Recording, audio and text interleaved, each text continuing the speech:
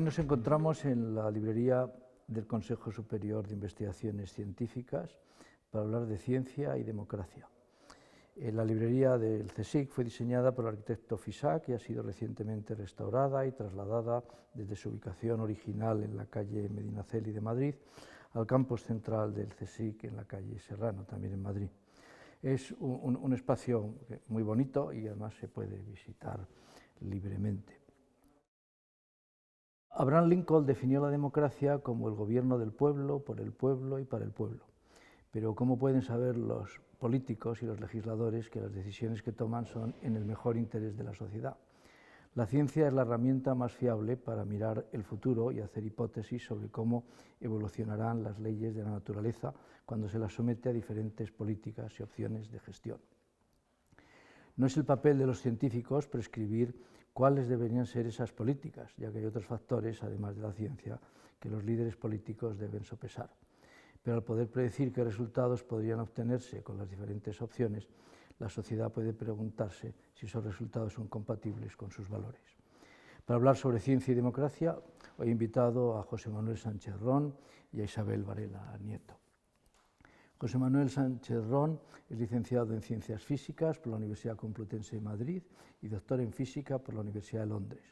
Ha sido profesor de Física Teórica en la Universidad de Madrid y entre 1994 y 2019 fue catedrático de Historia de la Ciencia en la misma universidad. En la actualidad es catedrático emérito de Historia de la Ciencia de la Universidad Autónoma de Madrid.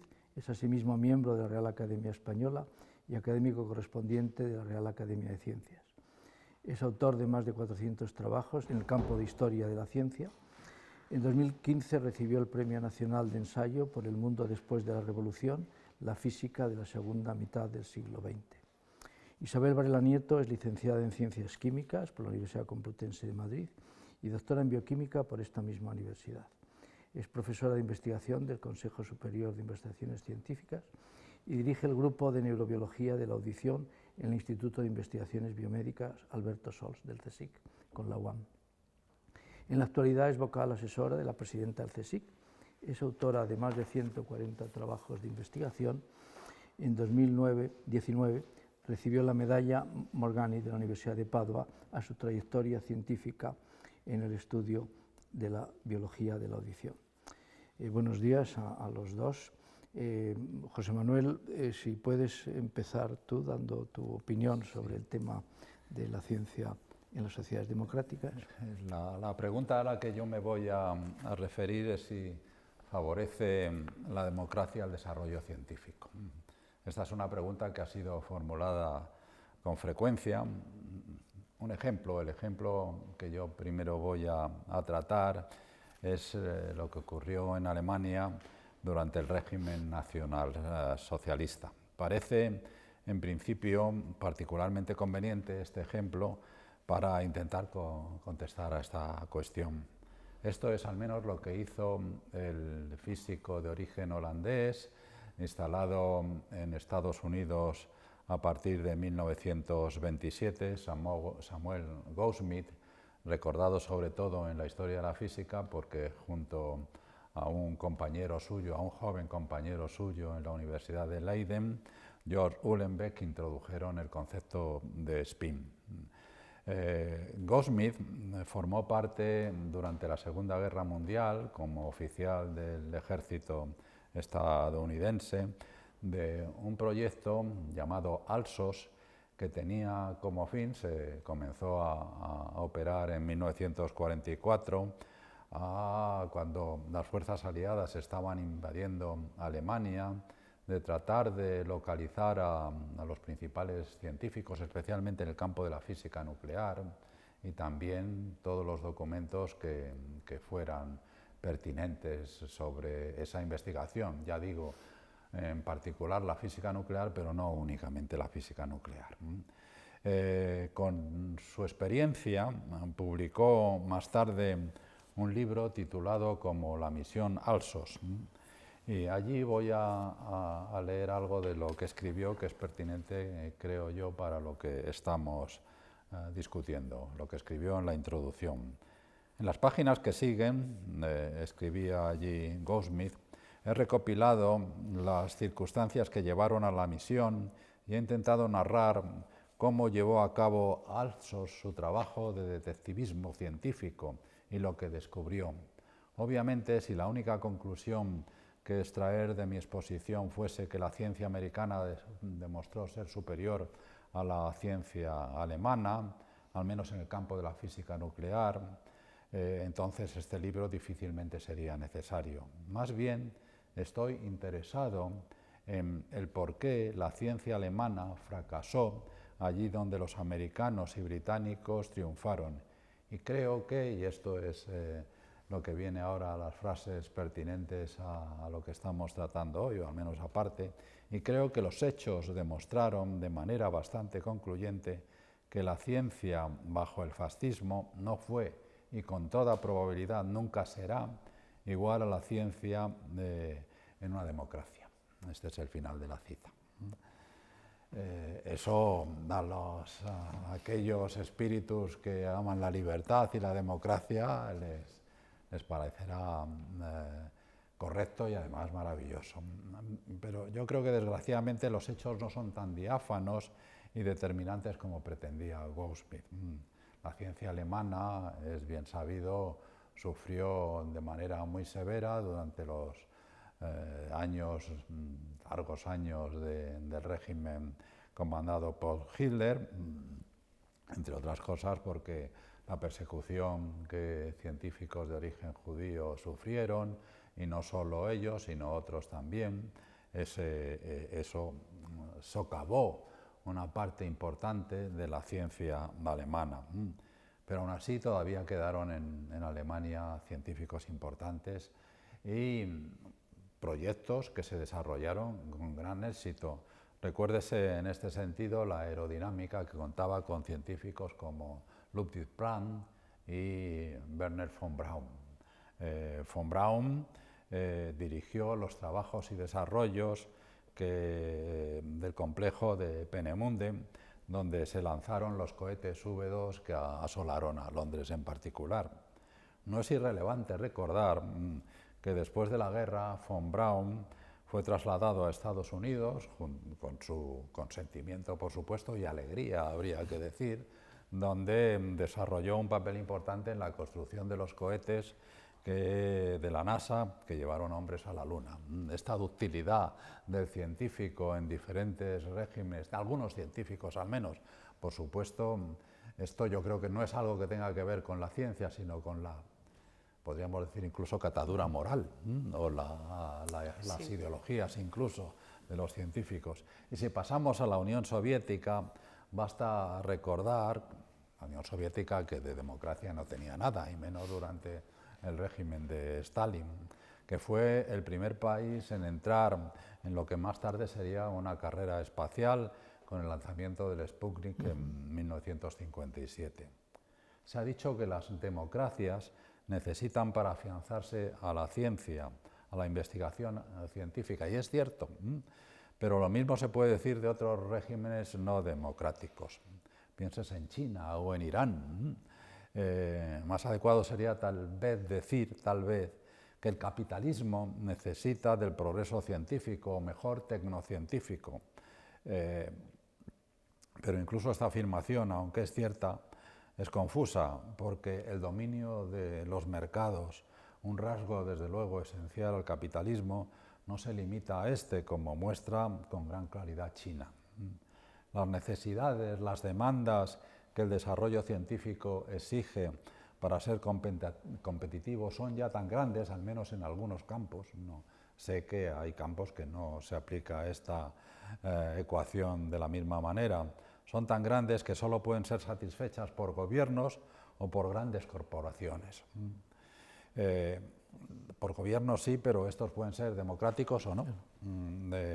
De hecho, el ejemplo de China es significativo en este sentido, pues entender que para convertirse en una gran potencia mundial necesita ser una potencia científica al mismo tiempo, ha llevado a China a dedicar sumas astronómicas a campos como las tecnologías cuánticas, la exploración espacial o el diseño y manufactura de chips. Todo, y esto, dedicar este tipo de sumas astronómicas a proyectos que decide un gobierno es mucho más difícil en países democráticos, en donde las reclamaciones de la ciudadanía son importantes. Recuérdese, por ejemplo, las dificultades y al final se canceló ese proyecto, la construcción del gran superacelerador de partículas que se quería instalar en Texas en la década de los años 90, y donde, si se hubiera construido, se habría descubierto el bosón, del famoso bosón de Higgs, fue suprimido en el Congreso, entre otras razones porque, yo creo que correctamente, por otra parte, se pensaba que esos recursos tan grandes se necesitarían se aplicarían mejor para otros proyectos, como por ejemplo los de los National Institutes of Health. El caso de las grandes corporaciones es, en particular, y con esto termino ya mi intervención, por lo menos primera intervención, es muy preocupante, pues no siempre siguen, es evidente también, las directrices que en una democracia se consideran convenientes. Google, Huawei o Tesla cuentan con poderosos equipos e instrumentos en campos como la inteligencia artificial, las tecnologías de la información, comunicación y almacenamiento de datos, o los transportes espaciales.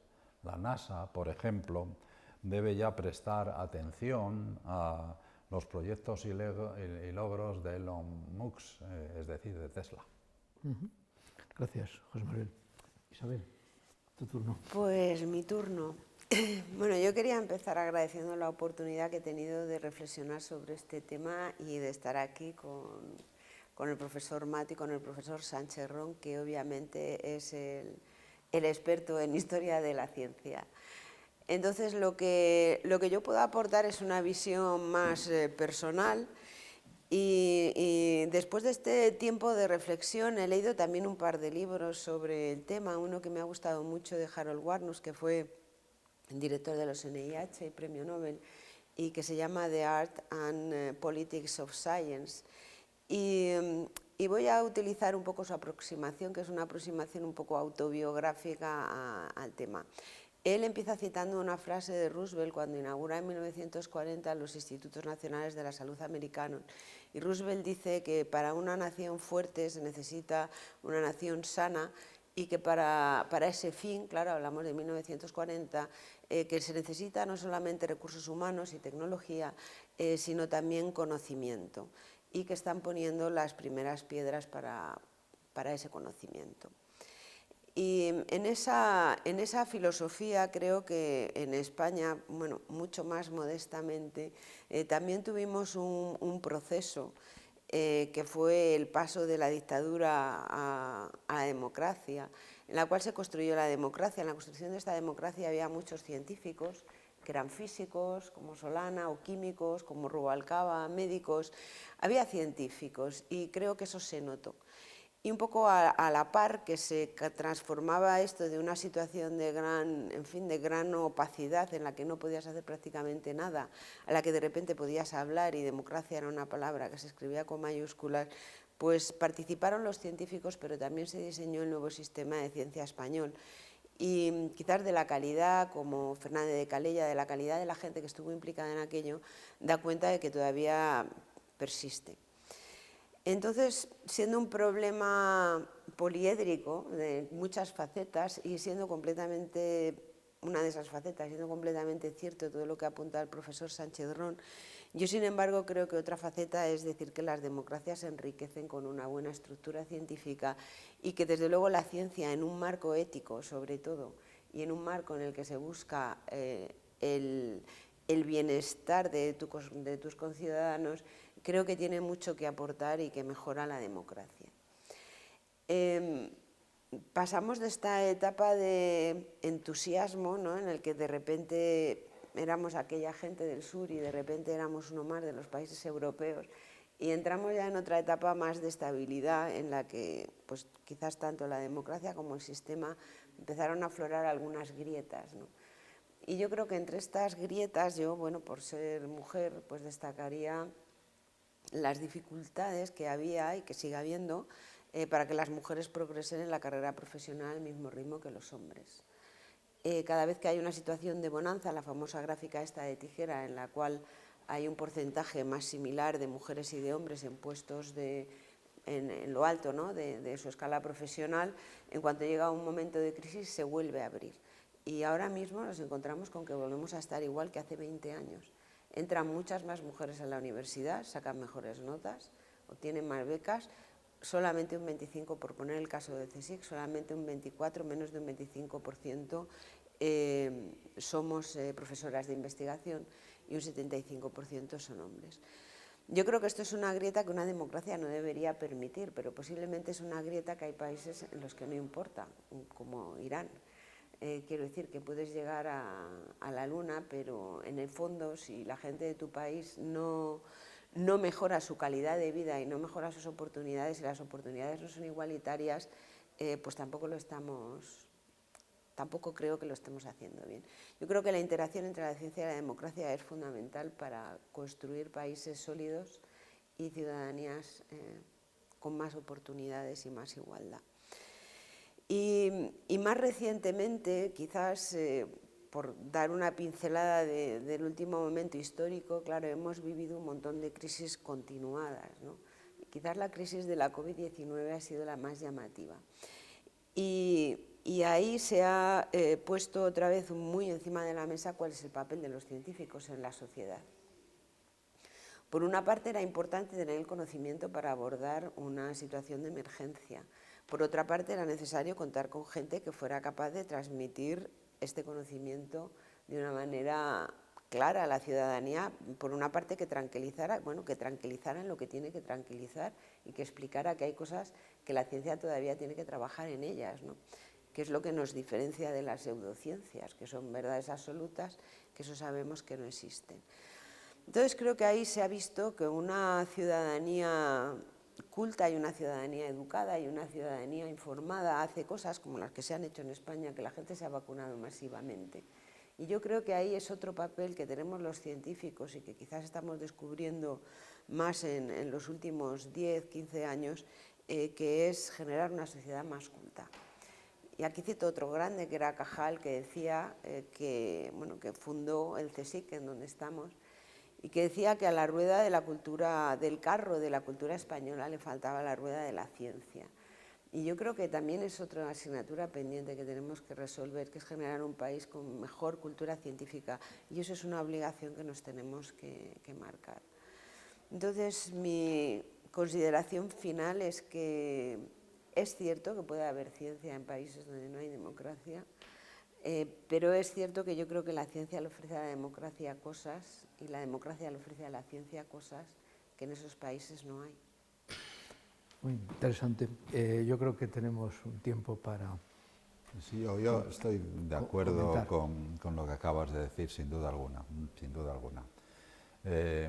Lo único que yo pretendía señalar es que con los sistemas no democráticos también necesitan de la ciencia. Claro. Y la ciencia es un instrumento en esos países para competir y mantenerse frente a los sistemas democráticos.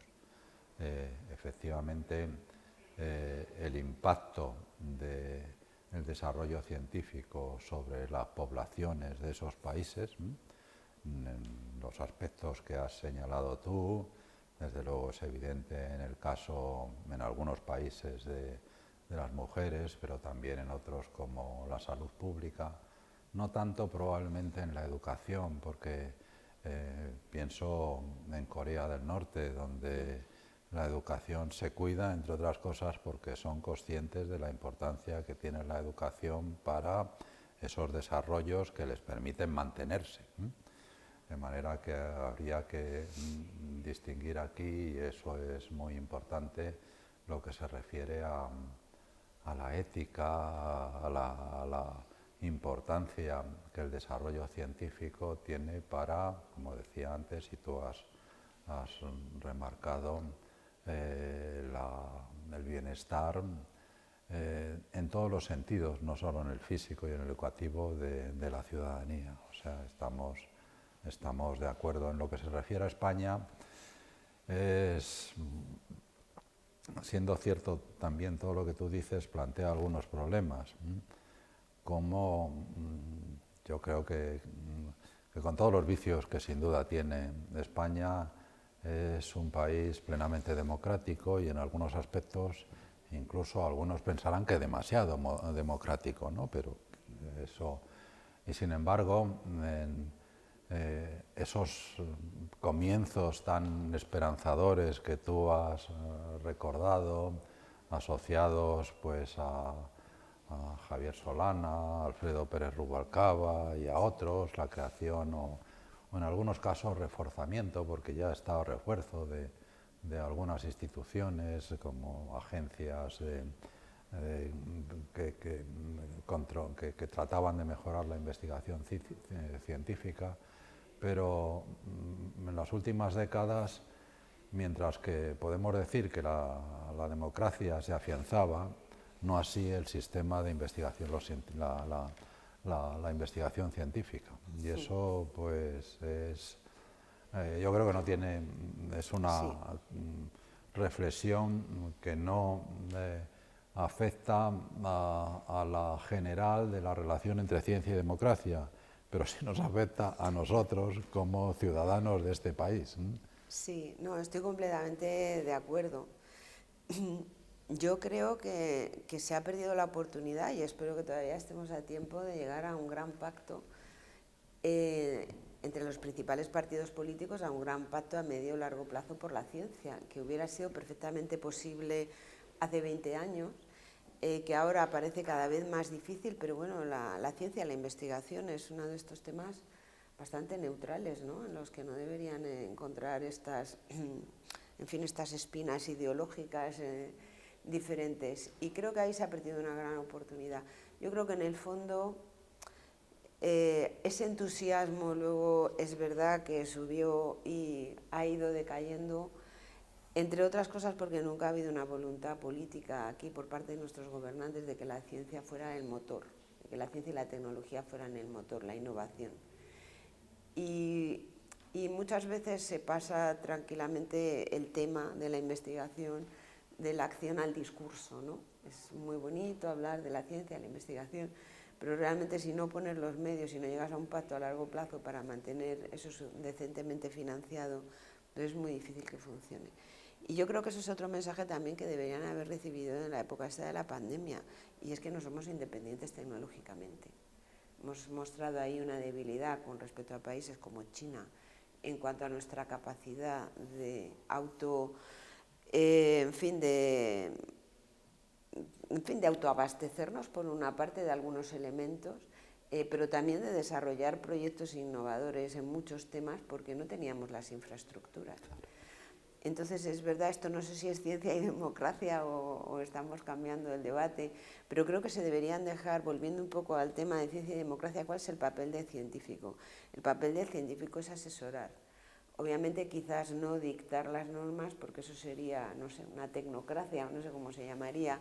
El político tiene que tener otras cosas en consideración, pero creo que si nos hubieran escuchado más a los científicos, viviríamos mejor y tendríamos una independencia científica y tecnológica que hoy por hoy no tenemos. Sí, fíjate, has tocado un punto muy importante y además de gran actualidad, es el papel de los gobernantes en lo que se refiere al cuidado, a la investigación científica y a la educación científica. Bueno, es evidente que no es lo mismo un presidente Obama que un presidente Trump. Y eso tiene efectos, como bien sabemos en lo que se refiere a la investigación científica. Estoy hablando de un país democrático como es Estados Unidos. De manera que uno de los problemas de la democracia es que en una regla que que es por supuesto inviolable, que es que cualquiera puede acceder a los puestos más elevados de gobierno de un país, pero bueno, llegan en ocasiones, en muchas ocasiones, la mayoría no tienen la formación ni la sensibilidad adecuada en lo que se refiere a este punto tan importante para cualquier país, sea democrático o no, como hemos dicho, que es la ciencia. Y esto, pues, tú has recordado los pactos de Estado. Y tú misma has dicho que esto, recuerdo Margarita Salas, cuanto decía, y otros también, de un pacto de Estado. Si comparamos las manifestaciones, esto es algo que se refiere solo a España, que los diferentes partidos políticos, da lo mismo cual sea, hacen en las campañas para las elecciones sobre el papel que va a desempeñar la ciencia y lo que hacen luego cuando llegan al gobierno es un cisma, un divorcio completo. Total, sí. Están en el discurso. Sí. No, que sí, estoy completamente de acuerdo. Yo creo que es algo sobre lo que tienen que pensar muy seriamente, aunque bueno, hay algunos signos esperanzadores, ¿no? La última ley de la ciencia se ha ido casi por unanimidad, pero tampoco es el pacto de Estado que esperábamos, obviamente, ¿no? Entonces, queda por hacer. Sí, la ciencia persigue la verdad, busca la verdad, y la política con frecuencia utiliza la verdad a la carta, ¿no? Y pues ese es uno de los debates. Pero ha sido entretenidísimo y muchísimas gracias por vuestra participación. Dar las gracias a la Fundación de Ciencias de la Salud, que promueve o patrocina estos coloquios sobre ciencia, tecnología y democracia. Se retransmite, como en otras ocasiones, en un cierto día que avisamos en la web, hay podcast.